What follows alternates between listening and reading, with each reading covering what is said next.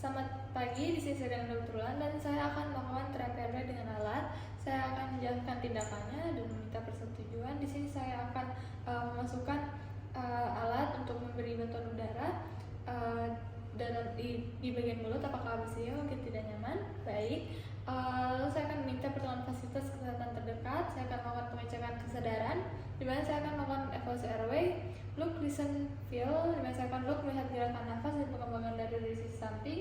Baik, lalu listen, saya akan mendengarkan hembusan nafas dengan menggunakan telinga pada hidung atau mulut. Baik, dan feel, saya akan merasakan hembusan nafas apakah adekuat atau tidak.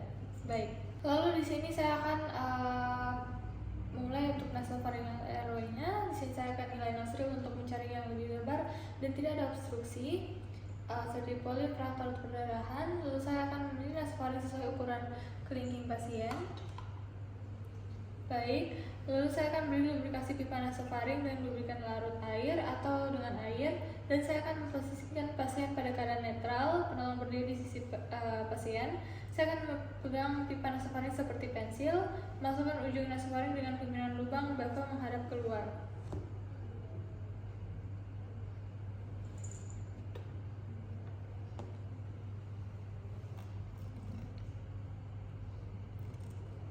Insersi dengan lembut dan didorong ke faring posterior.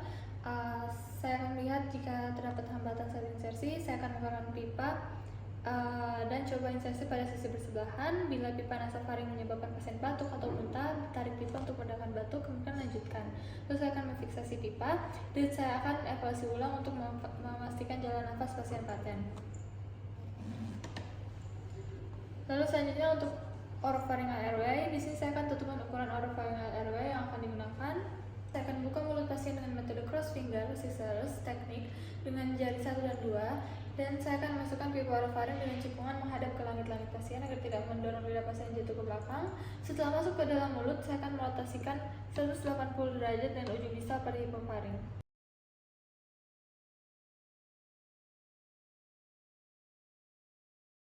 Cara kedua adalah tanpa pemutaran dan menggunakan bantuan tongue blade untuk menekan lidah ke bawah saat pemasangan, memastikan lidah tidak terdorong ke belakang dan menutup airway. Lalu saya akan mengevaluasi ulang airway. Lalu selanjutnya lanjut ke endotracheal tube, di mana saya akan menentukan ukuran ETT yang akan dipasang. Lalu selanjutnya saya akan melakukan pemasangan pulse oximetry bioada, kemudian berikan ventilasi tekanan positif dan oksigenasi. Lalu saya akan memposisikan pasien sniffing the morning air position, di mana leher sedikit fleksi, kepala ekstensi, dan satu bantal dilakukan di bawah kepala.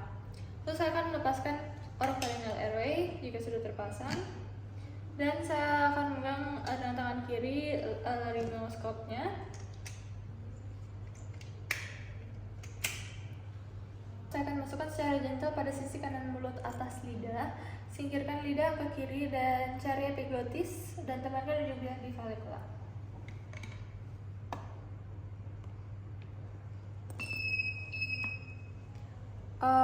Lalu dengan elevasi laryngoskop, hindari mengungkit gigi bagian atas.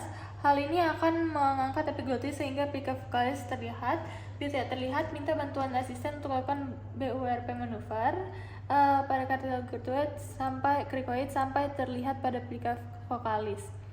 Saya akan memasukkan ETT melalui sisi kanan mulut, bimbing ujungnya masuk trakea sampai cuff ETT melewati plica vocalis. Kedalaman 23 cm pada laki-laki dan 21 cm pada wanita dewasa.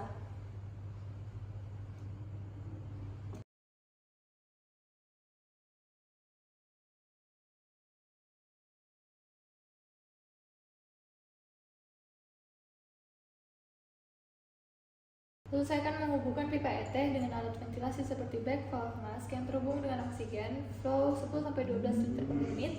Lalu saya akan mengembangkan cup ETT secukupnya sampai tidak ada kebocoran udara dengan speed 20 cc berisi udara.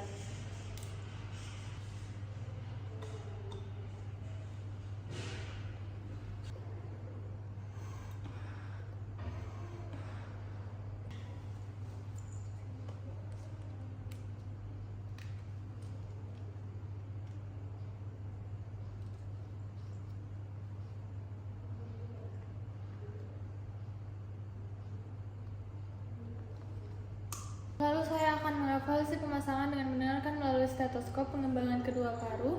Bila hanya terdengar suara pada salah satu paru, berarti masuk ke salah satu bronkus kempeskan kaf dan tarik ET. Ulangi evaluasi jika terdengar sama pada kedua paru. Bila sudah benar, kembangkan kaf. Bila tidak terlihat mengembang dan pada auskultasi terdengar gagging di epigastrium, berarti terjadi intubasi esofagus, maka kempeskan kaf dan tarik ET dan ulangi pemasangan ETT. Pasang oropharyngeal airway dengan cekungan menghadap ke atas lebih dahulu, kemudian putar 180 derajat menyentuh pala petung molar.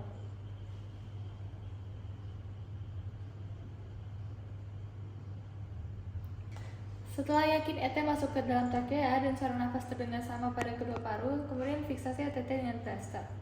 Lalu saya akan mengevaluasi ulang airway-nya. Baik, sudah selesai. Terima kasih.